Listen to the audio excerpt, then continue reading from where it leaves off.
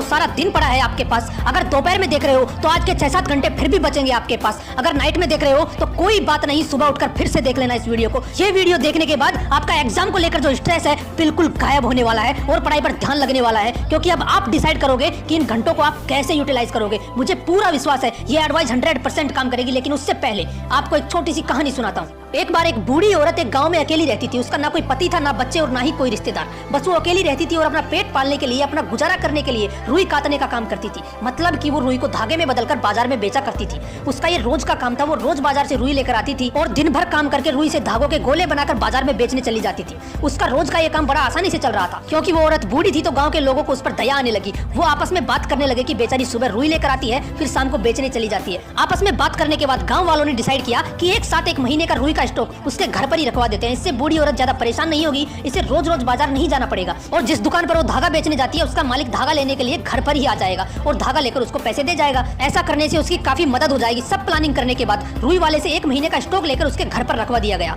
शाम को जब दुकान वाला उस औरत के पास धागा लेने गया तो उसने देखा कि उस औरत ने कुछ भी काम नहीं किया था। दुकान वाले ने सोचा कि शायद बूढ़ी औरत है इसलिए काम करने की हिम्मत ना हो। लेकिन दुकान वाला दूसरे दिन फिर गया, लेकिन दूसरे दिन भी वही हाल था। तीसरे दिन गया तो तीसरे दिन भी वही हाल। जब वो चौथे दिन उसके घर गया तो उसने देखा कि वो बूढ़ी औरत बिस्तर पर बीमार पड़ी हुई है। उस व्यक्ति ने गांव के कुछ लोगों को बुलाया। लोगों ने जब उस बूढ़ी औरत से पूछा कि माँ जी क्या हुआ आपको, अचानक बीमार कैसे हो गए, तो बूढ़ी औरत ने जवाब दिया कि बेटा जब से तुमने मेरे घर पर इतनी रुई रखवाई है तब से मुझे चिंता खाई जा रही है कि इतनी रुई मैं कैसे काटूंगी। और इसी चिंता में मैं शुरू ही नहीं कर पाई और इतनी परेशान हो गई कि जिससे ना कुछ खाने का मन हो रहा था और ना ही कुछ सोच पा रही थी। इसलिए धीरे धीरे तबीयत खराब हो गई। उस औरत की बात सुनकर उन लोगों को अपनी गलती समझ में आ गई कि उन्होंने रुई का इतना बड़ा गट्ठर रख दिया था कि जिस पर काम करने का ख्याल ही उस औरत को डरा रहा था और उस औरत को चिंता दिए जा रहा था। वो रोज थोड़ी थोड़ी रुई तो काट सकती थी, लेकिन इतनी सारी रुई देखकर वो चिंता में पड़ गई, वो स्ट्रेस में आ गई। और यही इस वक्त आपके साथ हो रहा है। एग्जाम सर पे है, सिलेबस पूरा पढ़ा है, मैंने तो कुछ पढ़ा ही नहीं अभी तक। मुझे शुरू से पढ़ना चाहिए था, 1 महीने में कैसे पढ़ पाऊंगा, इतनी सारी बुक्स हैं, टाइम बिल्कुल नहीं बचाया, फेल हो गया तो ये हो गया तो वो हो गया तो। ओ भाई रुक, दिमाग फट जाएगा इतना स्ट्रेस लोगे तो। अब आपको करना क्या है वो ध्यान से सुनो। सबसे पहली बात,